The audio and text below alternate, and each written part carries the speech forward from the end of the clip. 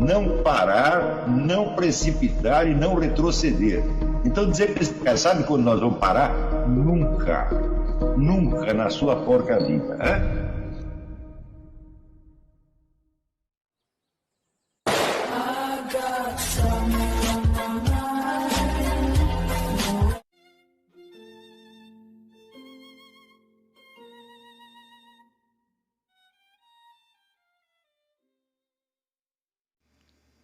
E aí pessoal, tranquilo? Então vem aqui antes do vídeo começar, pedir para vocês se inscreverem, quem não for inscrito, compartilhar, curtir, comentar. Quem puder seja membro do canal, que isso ajuda bastante. Tem também o link do Apoia-se.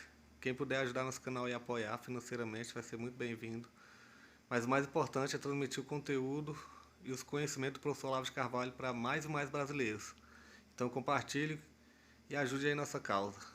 Muito obrigado a todos os membros, apoiadores do canal. Fico muito feliz. Tenho certeza que a gente está no caminho certo. Então fiquem com o vídeo e até mais. Valeu! Milagres podem acontecer, milagres, de modo geral, não no sentido dogmático definido pela igreja, mas no sentido mais elástico, podem acontecer em qualquer religião. Só que esses milagres têm a função apenas de um acréscimo, de um adorno. Não é isso? Agora, o cristianismo ele começa com um milagre e prossegue por milagre. Então o milagre no cristianismo é central. E o milagre não é uma prova do cristianismo, ele é o próprio cristianismo. Não é isso? Nós falamos do nascimento virginal, dos milagres que Jesus Cristo fez, da ressurreição, e não continuamos falando de milagres até hoje. Então o milagre é o próprio cristianismo. Se não tem milagre, não tem cristianismo nenhum. Ele é só uma crença. Hein? Agora, em outras religiões, o milagre não tem essa função fundamental. Porém, nas igrejas protestantes tem, e eles não estão fazendo esforço nenhum para separar o joio do trigo. Então, da parte dos outros é compreensível que não façam isso. Mas da parte do protestante, não. Isso é uma omissão grave. Eles têm obrigação de criar um órgão, ou entre as várias denominações, para peneirar os milagres e ver o que é e o que não é. Tem obrigação de começar a fazer isso anteontem. Samuel Montresol, o que eu devo fazer para deixar de ter medo de ir para o inferno? Eu não deixei de ter medo até hoje, ué. Por que você tem que perder? Você só não pode deixar é que o medo predomine sobre outras motivações. Não é isso? Porque daí ele tem um efeito paralisante e você acaba cultuando o demônio. Porque quem quer que você vá para o inferno, quer que você vá para o inferno é o demônio, não Deus. Deus agora não quer que ninguém vá para o inferno. Ninguém. E eu garanto para você, ele vai se apegar ao menor pretexto que ele tenha para salvar você. Qualquer coisinha ele vai se apegar. Por não salvou o bom ladrão, sabe que o bom ladrão falou uma coisa para ele? Ele mostrou que tinha fé, está salvo, pronto. Então,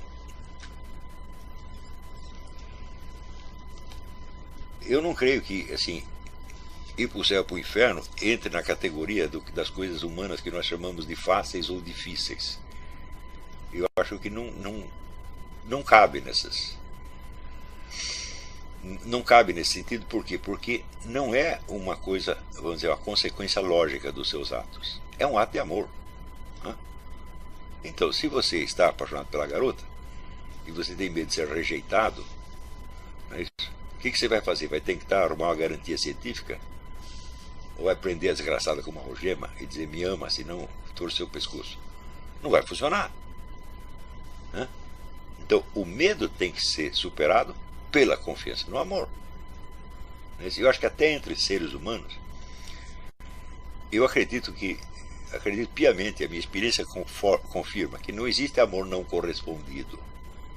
Existe ilusão não correspondida.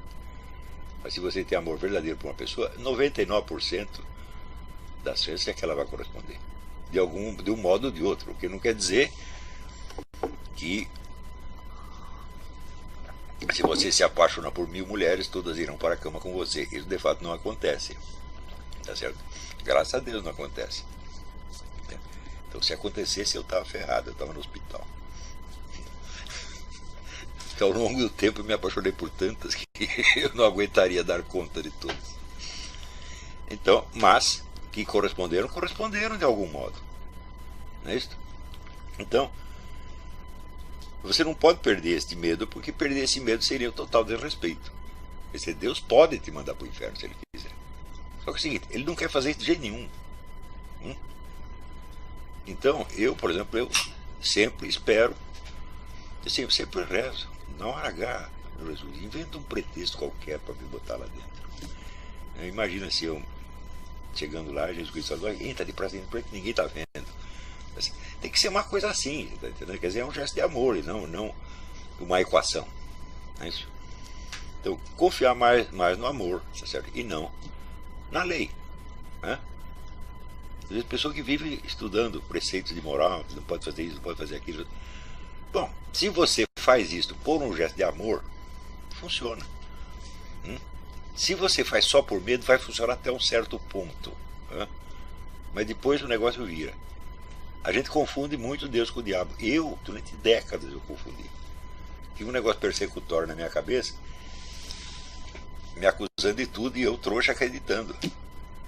Até que chegar uma hora e falar, pô, mas eu não fiz nada disso. Né? Isso pode acontecer. Então é o diabo que está te perseguindo. Então você tem que afastar esta confusão de Deus com o diabo. Porque o diabo quer te castigar, ele quer mesmo. Ele vive para isso. Tá certo? E na sociedade está cheio de emissários do diabo. Né? Dizendo tal coisa é pecado. Não, tal coisa é pecado e eu fiz mesmo, e a despeito disso eu vou para o céu. Né? Acredito que vou para o céu. Não posso ter certeza, porque a certeza também seria uma equação científica. Não é isso? É uma esperança razoável. Né? Por quê?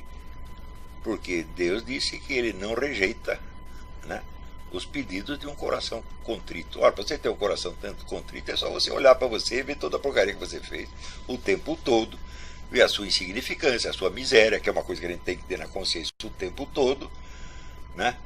E falar, Deus, não sei como você me aguenta, mas por favor me põe aí. É simples, né?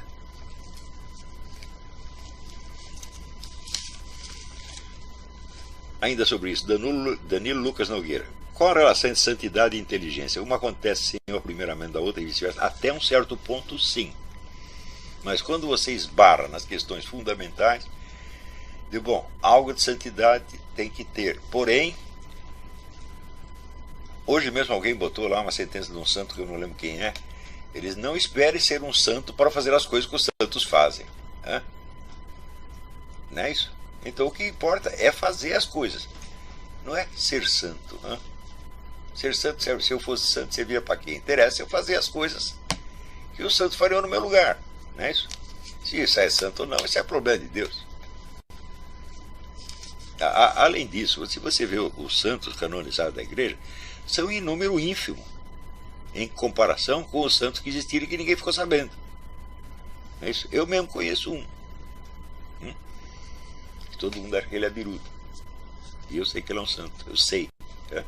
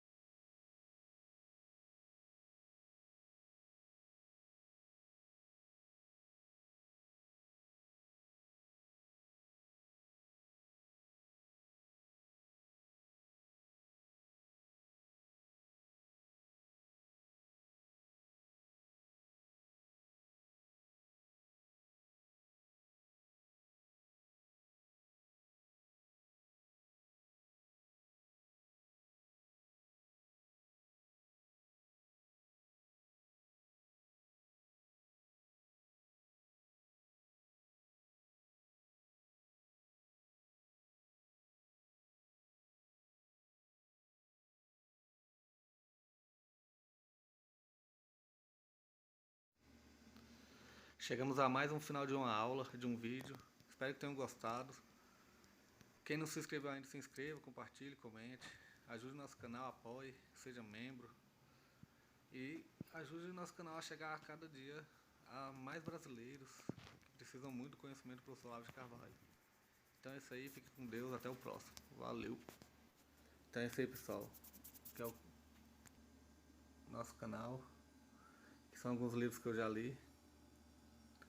A maioria foi doação, mas alguns eu adquiri, professor Olavo de Carvalho. Alguns livros se perderam aí que eu emprestei, professor Alexandre Costa. a Bíblia Sagrada.